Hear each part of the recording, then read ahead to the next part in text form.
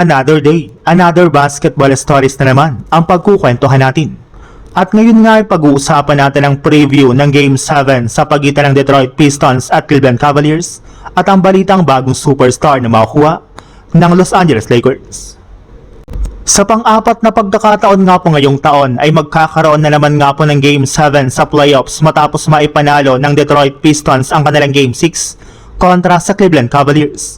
Inaasahan nga po na magiging mainit ang kanilang magiging do-or-die game since ang mananalo nga po dito ay siyang papasok sa East Finals para kalabanin ang New York Knicks sa isang 7-game series, habang ang matatalo naman ay tuluyan na nga pong mai-eliminate sa playoffs at magtatapos na nga po ngayong season ang kanilang kampanya. Sa ngayon nga po, since hawak ng Pistons ang home court sa Game 7 ay sila nga po ang maituturing ditong liyamado habang ang Cavaliers naman ang dihado sa kanilang bakbakan.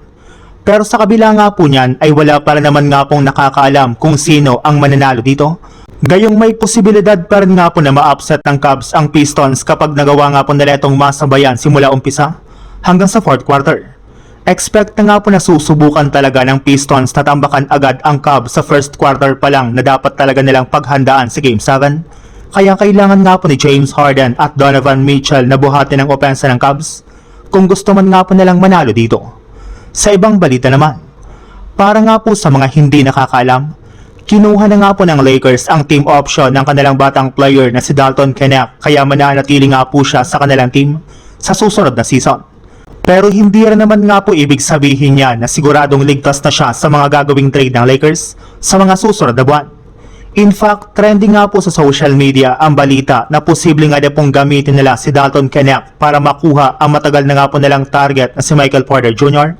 mula sa Brooklyn Nets. Pero syempre hindi rin naman nga po sasapat kung si Dalton Knecht lang ang kanilang gagamitin, gayong maaari nga po na isama rin naman nila dito si Austin Reeves. Ayon nga po sa isang insider, kung gusto nga na po talaga ng Lakers na makapag-compete ng maayos sa kampyonato, ay kailangan nga po nila ng isang legit na scorer na kaya mag-step up at magpakitang gilas pagdating ng playoffs. Kung si MPJ nga na pong magiging second or third option ng Lakers kasama si LeBron James at Luka Doncic, ay marahil kakayanin nga po nilang matalo ang OKC Thunder kesa kay Austin Reeves na parating nagkakalat sa playoffs.